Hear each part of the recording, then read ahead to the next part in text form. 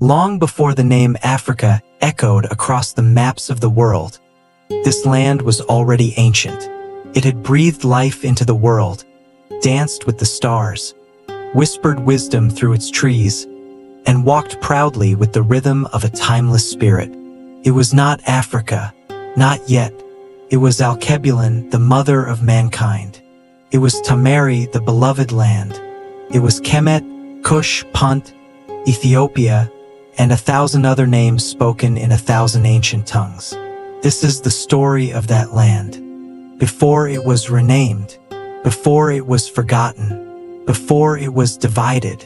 This is the real story of Africa. In the beginning there was land.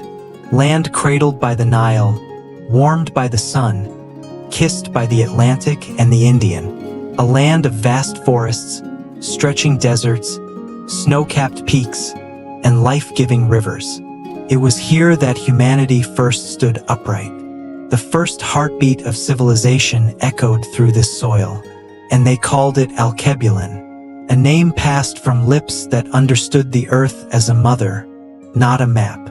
Alkebulan, the original name, a name of power, of warmth, of memory. The Moors, the Nubians, the early scholars all knew this name, but today, it lives in silence, hidden beneath dust and denial.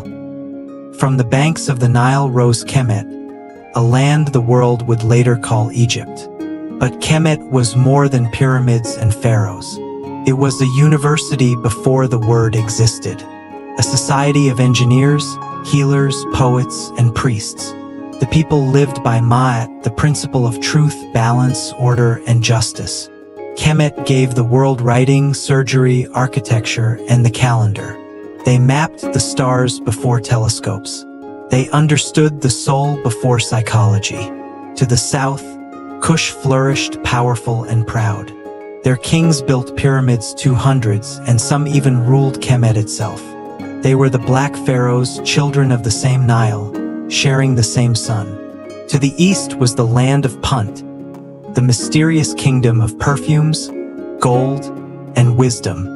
Egyptian queens sent ships to trade with Punt's rulers, describing it as a divine land, rich and pure.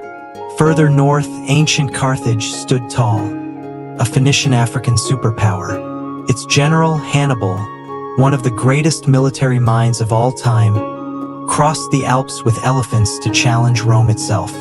Yet, after Carthage fell, the Romans gave the land a new name, Africa. Some say it came from the Afri, a Berber tribe near present-day Tunisia. Others say from the Greek word Afrique, meaning without cold, or the Latin Aprica, meaning sunny. To the Arabs, it became Afrikia. To the world, it became Africa. But never forget, Africa did not name itself. To the west, across the golden sands of the Sahara, rose Ouagadougou, later known as the Ghana Empire. Built not on myth, but on gold, literal rivers of it. Ghana controlled the trade of salt, gold, ivory, and knowledge. Then came Mali, under the legendary Mansa Musa, whose pilgrimage to Mecca was so grand, it shook the economy of every city he passed. His empire was a beacon of wealth and wisdom. In Timbuktu, the libraries were vast, and the scholars wrote in astronomy, medicine, law, and literature. It was the Silicon Valley of its time. After Mali, the Songhai Empire rose, a powerhouse of law, trade, and education. It stood tall until foreign weapons and greed brought it down. Far south, beyond the Zambezi, stood Great Zimbabwe. Massive stone towers, intricate walls built without mortar. A city that stunned European explorers who refused to believe Africans built it. But we did, because Africa was never tribal. Africa was architectural, spiritual, sovereign, supreme. In every corner of the continent, from the Dogon star knowledge in Mali to the Sand People's ancient cave art in South Africa, Africa understood the cosmos, understood healing, understood life and afterlife. We believed in ancestors not as memories but as living forces. We consulted oracles not for fear, but for balance. The drum was not an instrument, it was a language. The mask not decoration, but identity. This was the soul of Africa. Then came the silence. Foreign ships arrived, not to trade, but to take.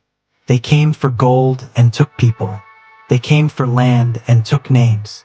The Berlin Conference sliced Africa like a cake, drawn by rulers who never stepped foot here. They drew borders, created countries, planted flags. They erased languages, destroyed shrines, outlawed names. They taught that Africa was darkness, poverty, chaos. But Africa never forgot. Today, the children of Alkebulan are awakening. They are telling the old stories in new ways.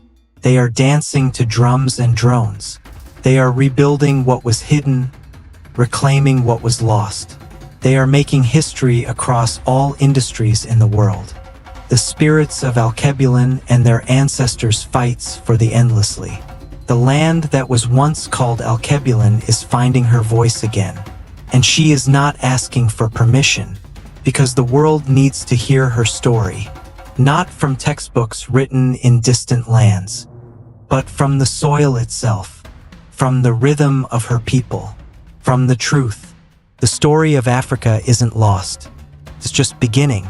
The spirits of Alkebulan stills echoes through modern-day Africa.